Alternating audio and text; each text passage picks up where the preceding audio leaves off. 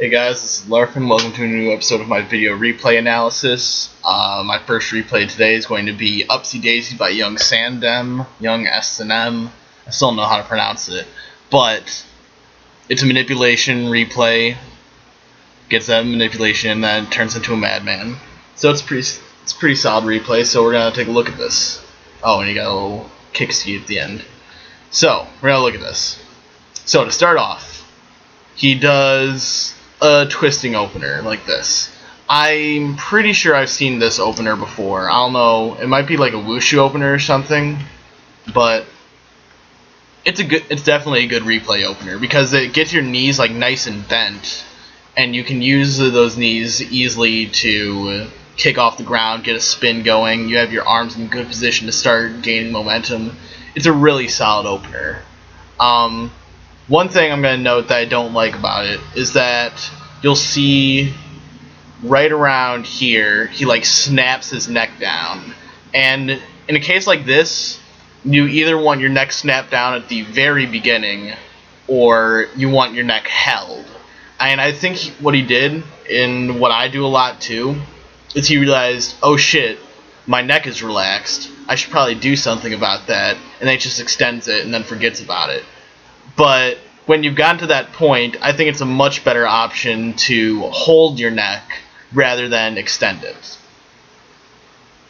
But then, after he extends the neck, he does another kind of jerky movement with his legs here. See how he extends both of them rather quickly.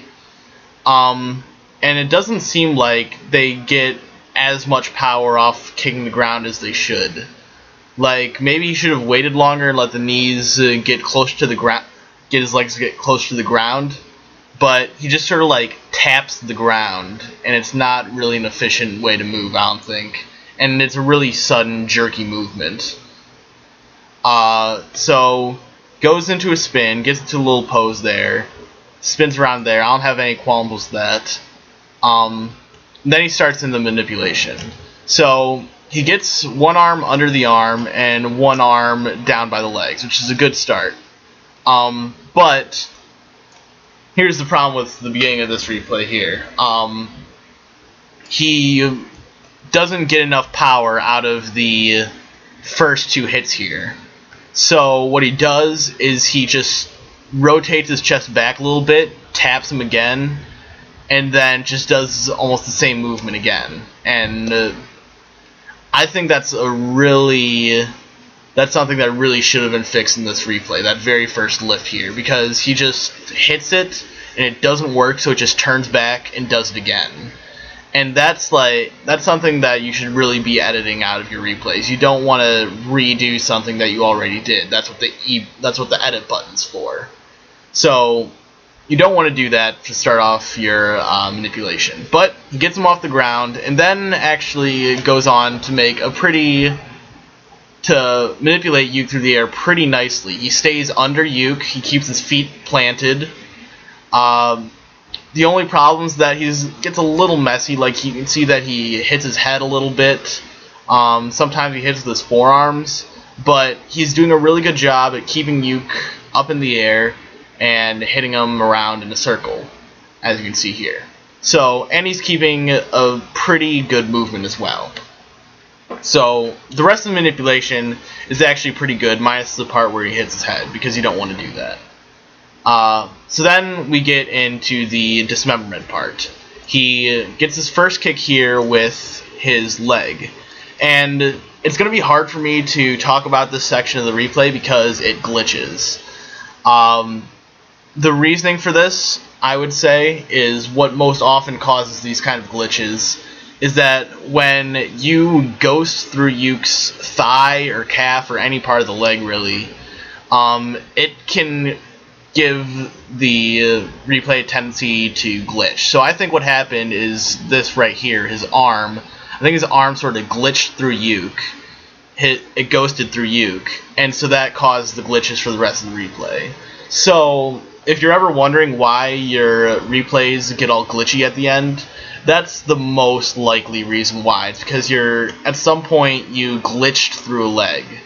I'm not an expert on like glitches and everything like that. I'm not like an expert like Oblivion or Nuthug or War Hero or Dave or something like that. But I mean, that's usually what it is. So it's not always the case, but usually that's what causes glitches in the replays.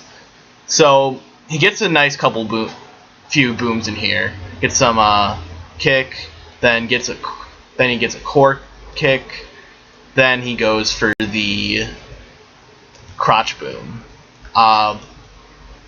So in this section of the replay, I would have really preferred for him to have gone for the upper torso piece rather than the lower. He already had the grab on the lower section of the torso, so it makes sense that he went for it. But I think going for the upper section is a lot more satisfying in the end. And also, one second, let me get to where he was. I believe that he could have,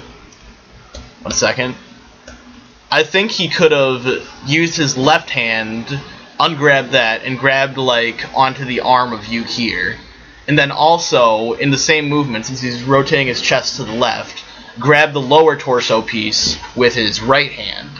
This way he can take care of both of those pieces rather than just go for the one part and miss the decap, and also make your replay seem a little bit incomplete.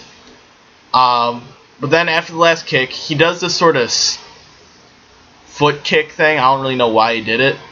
I would have edited that out. I wouldn't have put it in. I don't know if there's any reason for that to really be inside the replay. And then he gets to do a pose. So overall, this is a decent replay, but there are definitely some choices that could have been made to make it a lot better. Our next replay is going to be another manipulation by Free Flash called Free Opener. I'm assuming that Free Opener was just the work in progress tile and then he ended up just never changing it. But it's pretty nice manipulation, Madman. We're going to get into it. So, he starts off with a 100 ED, it looks like, opener, and gets slightly turned. I'm not personally a fan of 100 ED openers because I feel like they don't allow for you to actually have an opener, unless you're doing manipulation, which he is. So, I mean, but I don't know, I'm really a fan of like the uninhibited movement you get when you start far away from Yuke. You can sort of move at your leisure until you're ready to approach Yuke, rather than him inhibiting your movement right from the get-go, because you can't totally rotate your chest and put your arm forward when you're right there. Anyway, starts off, and for one, I don't like how he uses this opener.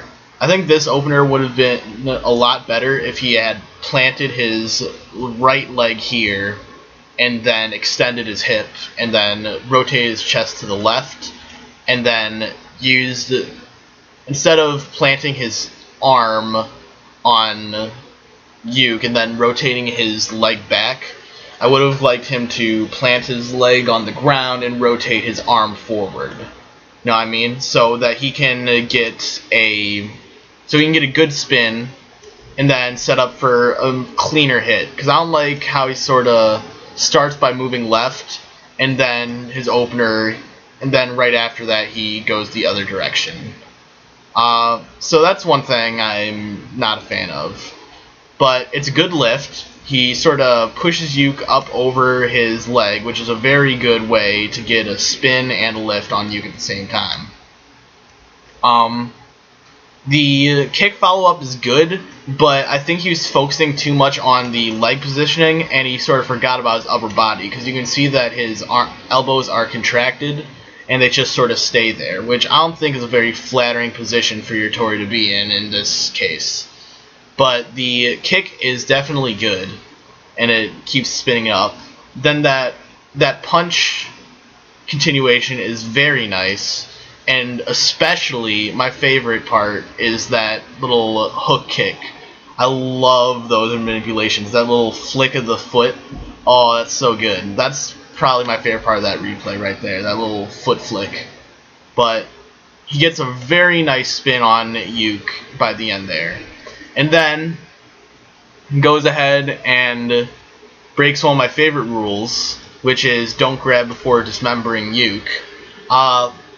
In this case, I'm not sure if I mind it, because it doesn't seem like that hook thing is very nice, and he fouls it up very quickly, and I don't think there's that much of a problem with the grab in this case, because it flows very nicely, and it doesn't detract from the replay in this case, I don't think. I would have liked for it to not break the knee, though, because that just seems sort of a cop-out. You don't, unlike just the act of grabbing something, breaking it, because you can see that it's not dismembered before he grabs it, and like he grabs for a little, oh shit, he grabs for a little bit, and then the knee breaks. So you can see here the grab lands, then a few frames later it breaks, which I'm not a fan of that kind of thing happening. But he gets a really nice crotch block boom in there, and then just follows it up with two really nice kicks, flow very well. All the kicks in this replay are very nice, so I do like that. There's a little bit of a pause between the second and third kicks there, but I don't think it's too much of a problem. But I feel like a little bit of editing could have made that transition a bit smoother and faster, but that's not too much of a problem, I don't think. So, pretty good replay. I don't like his arm movement at the beginning there, and his arm movement at the end is not the greatest, but it's definitely passable. So overall, this is a pretty good replay, and I like it. Our next replay is going to be Hammer Time by this dude Fudgy Balls.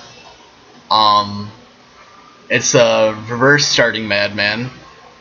Starts off flawless, but gets into damage a little bit in there. But let's take a look at this. So he starts off spreading his legs a little bit. Oh, he's got a little heart on his crotch block. That's cute. Anyway, he starts off sort of splitting and then turning around and then getting a nice little poke on the leg there. I really like this opener. It's just a really cute little spin in there.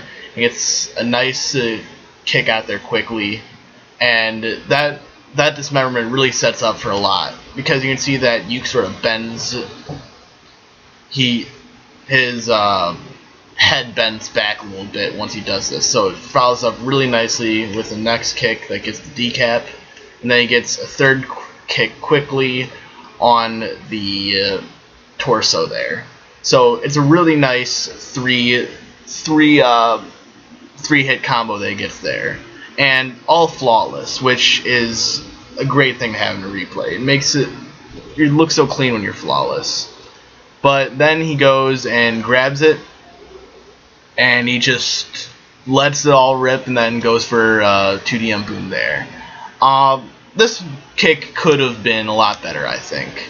I think he could have grabbed in a better place somehow. I think he could have figured out some way to make this a lot cleaner, because you can see that his leg, it like has to go through the arm to even do anything, and then he just sort of breaks it with his shin. Like, his foot doesn't even do any of the dismemberments here, and you don't want that. You definitely want your foot to be the thing that's doing the majority of the work, dismemberment wise. So I think he definitely could have tried to figure out something he could have done there to make it cleaner, or like he didn't have to do that kind of kick. He could have like come up with his right hand there, but I think he could have made a better choice there. So after he gets that boom, he grabs again and gets a core hit there, which I think is a lot nicer than the arm dismemberment hit. That kick I have no problems with, and then he falls into a pose. So this is a pretty damn good replay, I have to say. The main problem I have with it is that one kick there, but the first three kicks and the opener are definitely really solid replay making right there. So I like it. Alright, and our last replay here is going to be Senekable Saki by Sombra. This is just a really good replay, I'm just going to say. I think this replay is pretty fucking good. So, get that out of the way and we'll talk about it. So, I'm pretty sure this is Sambo, just by looking at Yuke and the way he sort of sags at the beginning. You can sort of see how his arms droop a bit. That's usually how I can tell if it's Sambo or not, and also just by the movement. But, so he gets into this little pose and then gets a really nice 360 spin kick. It's a really nice spin and a really nice kick and everything. And there's really nothing wrong with it, I would say. The contracted elbows look good in this case because they're only there for a short time. Then he just sort of pops them out for that kick, exactly like you should. And then he gets into the one part of the replay, which I think could have been better. He sort of like drops down and contracts his right knee on the ground and then extends his left knee on it.